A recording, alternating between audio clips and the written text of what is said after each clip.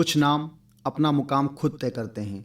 एक इंजीनियरिंग की पढ़ाई करने वाला शख्स साहित्य के भावों को आत्मसात कर कैसे अलग अलग विधाओं में अपने विचार रूपी सुगंधित मसालों से तड़का लगा सकता है, इसका उदाहरण है एक भारतीय रेल सेवा अधिकारी श्री तेज प्रताप नारायण जी। ऐसे दौर में जहां सम्मानों की भी खरीद फरोख्त होती हो, उस दौर में अपनी मेहनत से मैथिली शरण गुप्त सम्मान, प्रेमचंद सम्मान, साहित्य गौरव सम्मान आदि अनेक सम्मानों से सम्मानित एक गजलकार, उपन्यासकार, संपादक, कविता व कहानी लेखक तेज प्रताप नारायण जी की कलम से निकली एक व्यंग्य संग्रह 0/सन्नाटा में आप कई फ्लेवर्स का चटपटा स्वाद ले पाएंगे।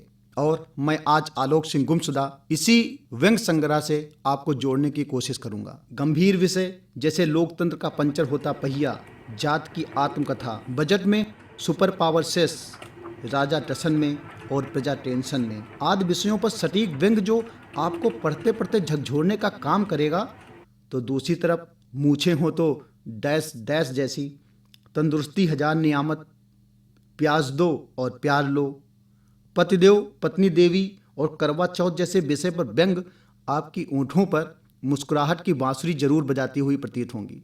ठहाकों की गूंज बाहर होगी या नहीं इसकी गारंटी तो नहीं, लेकिन आपकी किडनी फेफड़े एक अलग ऊर्जा का अनुभव जरूर करेंगे। मस्तिष्क में कुछ सुप्त पड़े न्यूरॉन्स एक इम्पल्स पाकर जागृत अवस्था में जरूर आ जाएंगे। आमदनी ठन्नी और खर्चा रुपया से लेकर मेहनत करने की जिम्मेदारी तुम्हारी और हिस्सा लेने की हमारी विषय तक का सफर आपको कई उतार चढ़ाव से रूबरू करवाएगा।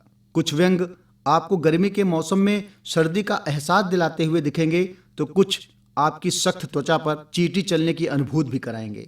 समाज के कई रूपों पर झन्नाटेदार तमाचे की गूंज भी सुनाई देगी, तो कहीं सरकारी व्यवस्था पर लेखनी की चुटकी काटती शरारत भी दिखेगी।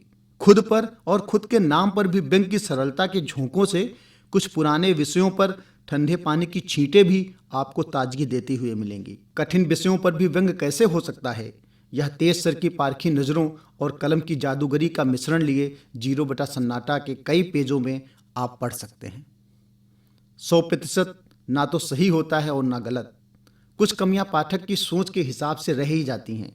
मुझे भी कहीं कहीं पुराने प्रसंगों पर व्यंग्य की प्रवाहरत नदी में रुकावट सी महसूस होती है। शायद इसको लेख के साथ लेखन की दिनांक को मेंशन करके थोड़ा प्रवाहरत बनाया जा सकता था।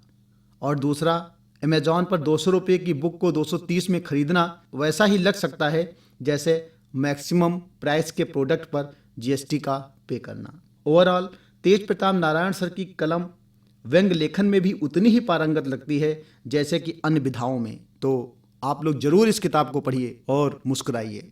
तो फिर मिलते हैं किसी और बुक के रिव्यू के माध्यम से जल्द ही। अगर आप भी अपनी बुक का रिव्यू इस चैनल के माध्यम से कराना चाहें तो कमेंट सेक्शन में अपना कॉन्टैक्ट नंबर लिख दीजिए, या आप मुझे ईमेल भी कर सकते हैं साहित्यिक हस्ताक्षर @gmail.com। धन्यवाद। जय हिंद, जय भारत।